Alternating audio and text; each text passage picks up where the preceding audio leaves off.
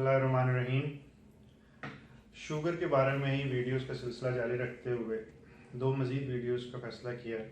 इसमें से आज की वीडियो के बारे में यह है कि हम इसमें सिर्फ दवाइयों का जिक्र करेंगे जिनके ज़रिए शुगर कंट्रोल की जाती है और उन दवाइयों को मुख्तलिफ़ बीमारियों या मुख्तलिफ़ कंडीशंस जो आम इंसान की ज़िंदगी में आती रहती हैं उसके सिलसिले में कैसे कमी ज़्यादा किया जा सके, और फिर इन दवाइयों के क्या साइड इफ़ेक्ट्स हैं और क्या फ़वाइद हैं। तमाम दवाइयाँ जो उनसी हैं वो एक जैसी नहीं हैं। मिसाल के तौर पे मैं वन बाय वन स्टार्ट करूँगा।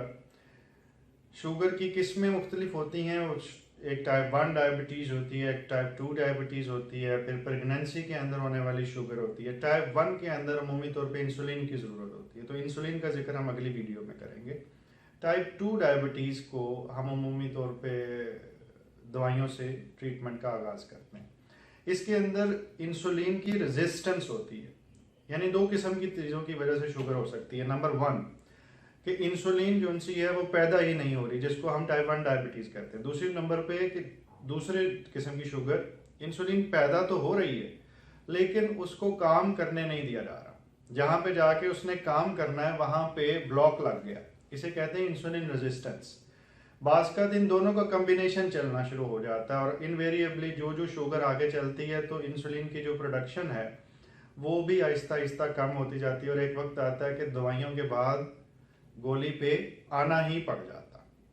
इसका एग्जांपल जो है मैं वो वजह क्या है वो मैं अगली वीडियो में बताऊंगा।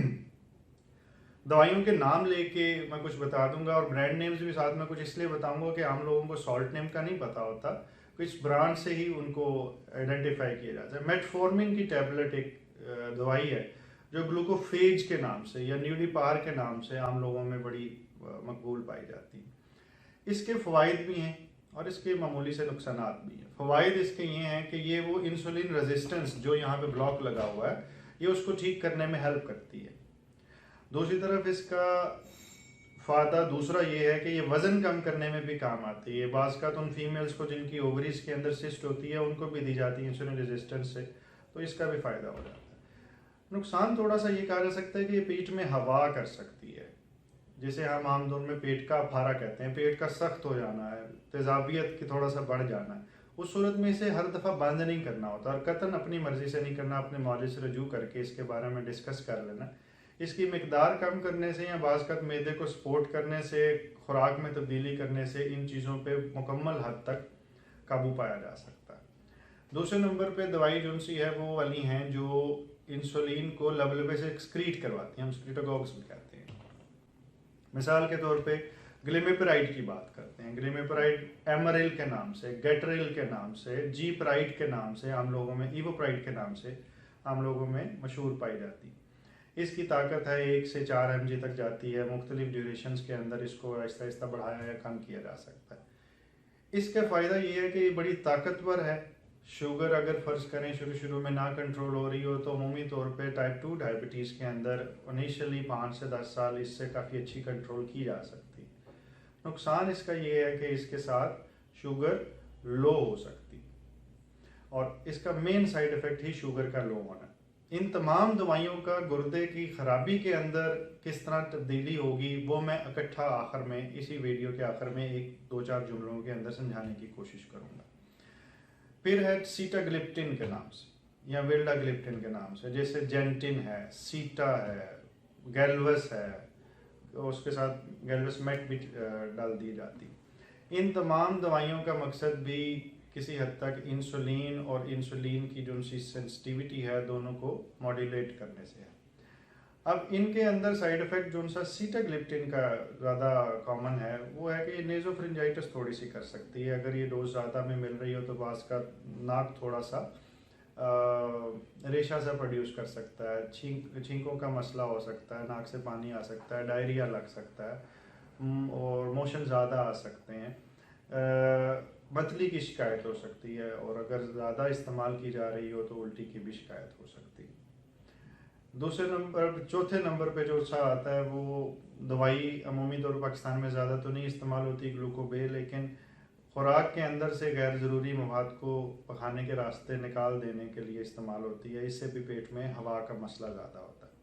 पहले ये दवाई ज़्यादा इस्तेमाल होती थी जिसे हम पायोग्लिटाजोन कहते हैं। ब्रांड नेम अगर आप आम लोग जिससे जानते हैं वो है जोलिड, जोलिड प्लस, पायोमेट। इनके अंदर वो दवाई डाली जाती है जो थोड़ी सी सेंसिटाइजेशन में हेल्प करती है। ये ग्लिटाजोन जो उनसे होते हैं, इनका प्रॉब्लम ये है कि जिस्म के अंदर सोडियम को बढ़ा के सोजिश पैदा कर सकते हैं। तो जिनके दिल कमज़ोर हो उनके अंदर ये देना मुश्किल हो जाता है। इसी तरह गुर्दे भी जब ज़्यादा डिस्टर्ब हो जाते हैं तो उनमें भी मुश्किल होता है। बहरहाल इसका जिक्र हम थोड़ी देर बाद में करेंगे। कुछ दवाइयाँ ऐसी हैं जो पाकिस्तान में आ रही हैं रिसेंटली, है एम्पाग्लिफ्लोजिन के नाम से। इनके मुख्तलिफ ब्रांड नेम आएंगे। इनका जिक्र मैं इसलिए कर रहा हूँ कि ये बड़े अरसे से इंतज़ार की जाती थी, क्योंकि इसका फ़ायदे दो हैं जो आने वाली दवाइयाँ हैं।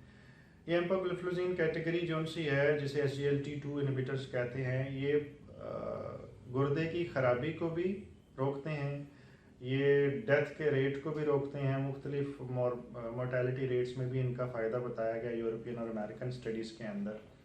लेकिन इसका एक नुकसान हो सकता है कि पेशाब में शुगर की मिकदार बढ़ा के इन्फेक्शन को ज़्यादा कर सकते हैं। लेकिन ये थ्योरेटिकल रिस्क है, अभी पाकिस्तानी माशरे के अंदर इसकी स्टडीज़ होंगी तो फिर फैसला होगा। इसके बाद बात आ जाती है कि ये तमाम जो सी अद्वियात हैं इनके कुछ कम्बिनेशन बने हुए हैं। वो कम्बिनेशन जो उनसे हैं मुख्तलिफ, मिसाल के सीटामेट के नाम से है, गैल्वेसमेट के नाम से है, इवोप्राइड के नाम से है, गेटफॉर्मिन के नाम से। इनमें मुख्तलिफ दवाइयों को जोड़ा जाता है और ज़्यादातर इनके साथ जो सी दवाई जोड़ी जाती है बाकी वो मेटफॉर्मिन या ग्लूकोफेज वाली गोली है। इससे फिर एक तरफ इंसुलिन बढ़ाई जाती है और दूसरी तरफ उसका जो रेजिस्टेंस ब्लॉक लगा हुआ था उसको ख़त्म किया जाता है, ताकि दोनों चीज़ें एक दूसरे के साथ मिलजुल के काम कर सकें। उससे काफ़ी अच्छा रिस्पॉन्स भी आता है। लेकिन मॉलिज के साथ मशवरे के मुताबिक चलना है। इन दवाइयों के जो साइड इफ़ेक्ट बताए बड़े लिमिटेड बताए, इनके अलावा बहुत से और भी हैं।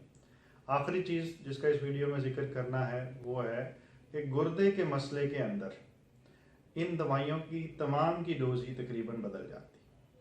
मिसाल के तौर पे मेटफॉर्मिन के बारे में पहले तो हम 1.6 क्रेटिनिन पे बंद कर देते थे, अब हम कुछ अर्सा बाद तक भी इसे जारी रखते हैं क्योंकि बाद की कुछ स्टडीज़ कहती हैं कि इसे इस्तेमाल किया जा सकता है। दूसरे नंबर पे जो सी जीप्राइड या गेट्रिल है, मरिल है, अमूमी तौर पे तमाम मरीजों में, लेकिन अमूमी तौर पे इसको जब गुर्दे डिस्टर्ब हो जाएं तो बंद करना पड़ता है। तीसरे नंबर पे जो सी विल्डाग्लिप्टिन है, इसके कुछ फ़वाइद हैं। ये तकरीबन 50 mg तक इस्तेमाल की जा सकती है गुर्दे जब ज़्यादा भी ख़राब हों। लेकिन सीटाग्लिप्टिन, सीटा के नाम से, जेंटिन के नाम से, इसे 25 mg से ज़्यादा नहीं इस्तेमाल किया जा सकता।